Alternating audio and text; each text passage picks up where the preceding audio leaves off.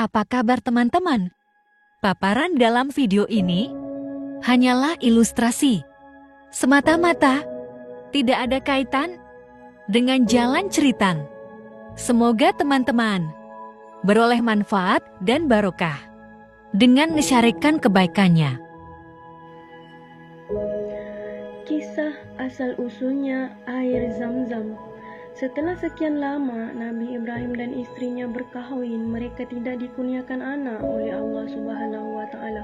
Maka suatu hari istri Nabi Ibrahim, Sarah, telah mencadangkan agar Nabi Ibrahim berkahwin lagi. Memandangkan usianya yang semakin tua, akhirnya Nabi Ibrahim bersetuju berkahwin dengan khadamnya yang bernama Hajar.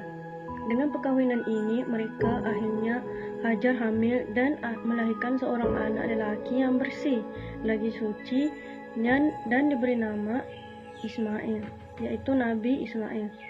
Dengan lahirnya Nabi Ismail, maka suasana rumah tangga Nabi Ibrahim mengalami satu perubahan, yang mana selama ini Nabi Ibrahim mengharapkan agar cita-citanya untuk memperolehi anak telah dikabulkan oleh Allah Subhanahu wa taala.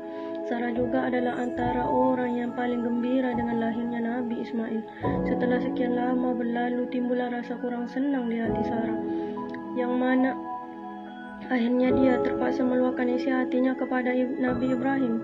Sarah juga meminta supaya Hajar dan Nabi Ismail dibawa jauh dari pandangan matanya, dan dengan wahyu ilahi Nabi Ibrahim setuju dengan cadangan Sarah. Kemudian bermulalah perjalanan yang jauh di antara Nabi Ibrahim dengan Hajar beserta dengan anaknya Nabi Ismail. Perjalanan mereka tiada tujuan.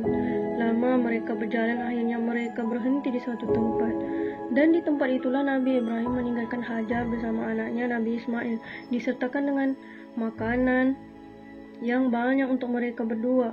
Nabi Ibrahim yang hendak berangkat ke Palestin berdoa kepada Allah Subhanahu wa taala.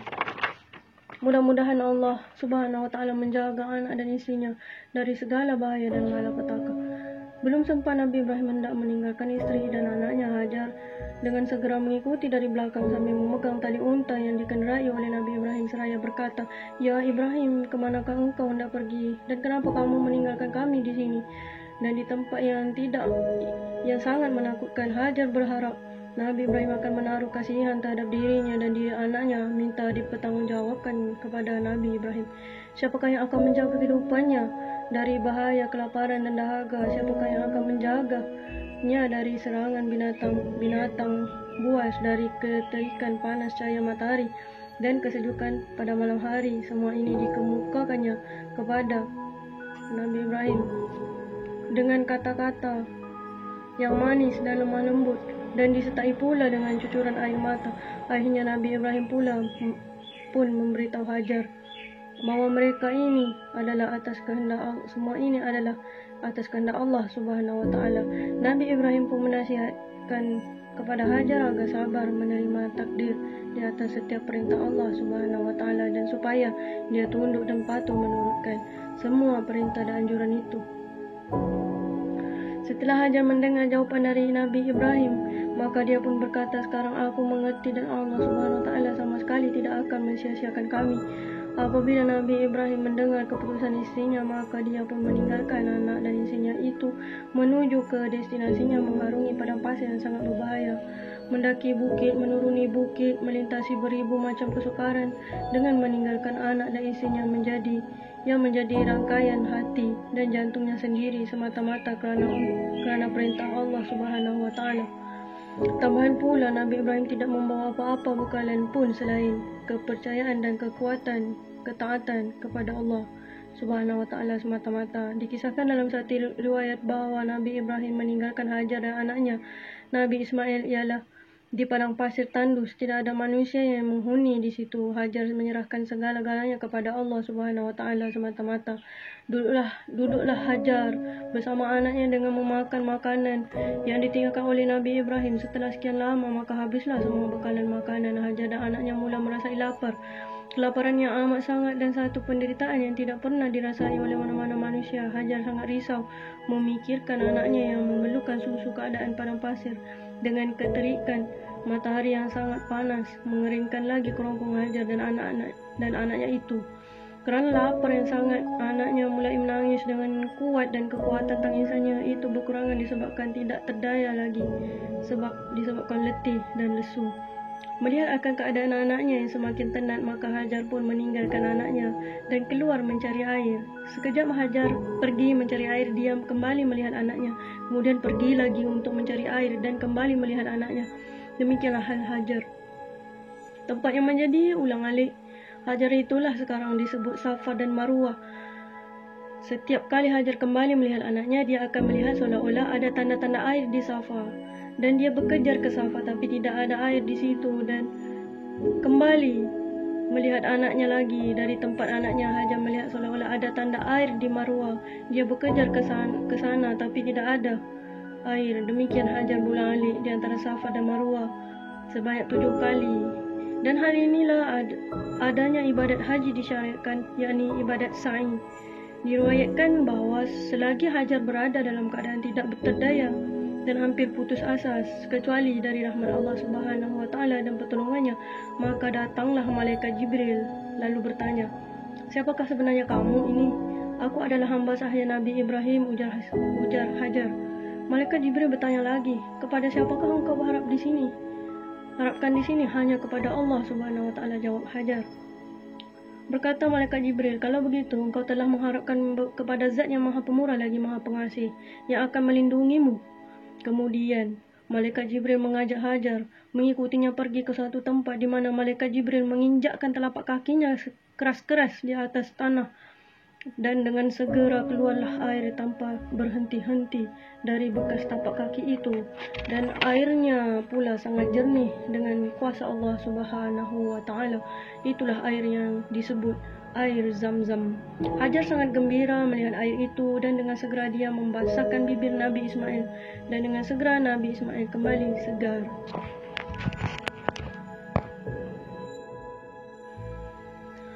Kisah pertanyaan malaikat Munkar dan Nakir di alam kubur. Rasulullah SAW bersabda, apabila ruh telah dikembalikan ke tubuhnya, maka akan datang 2 orang malaikat yang berwibawa. Mereka adalah Munkar dan Nakir, dan akan bertanya, "Siapakah Tuhanmu?" hingga akhirnya.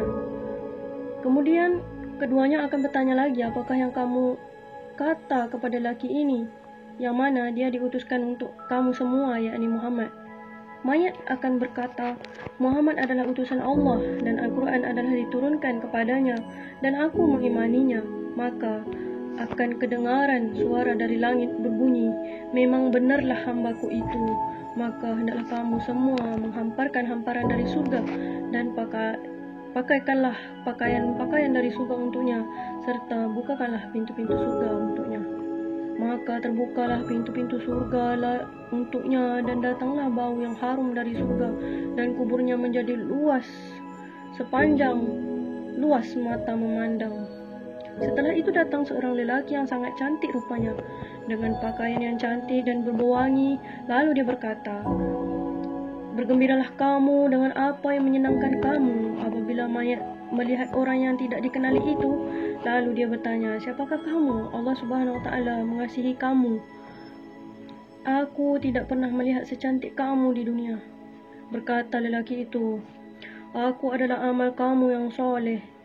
Rasulullah SAW bersabda, kalau orang yang termasuk dalam golongan yang akan mendapat azab, maka apabila telah sampai waktu ajalnya, maka malaikat akan turun dari langit dengan membawa pakaian azab, dan mereka akan duduk jauh darinya. Lalu datang malaikat maut, duduk dekat kepalanya dan berkata, "Keluarlah kamu wahai nafsu yang jahat, dan keluarlah dengan kemurkaan Allah."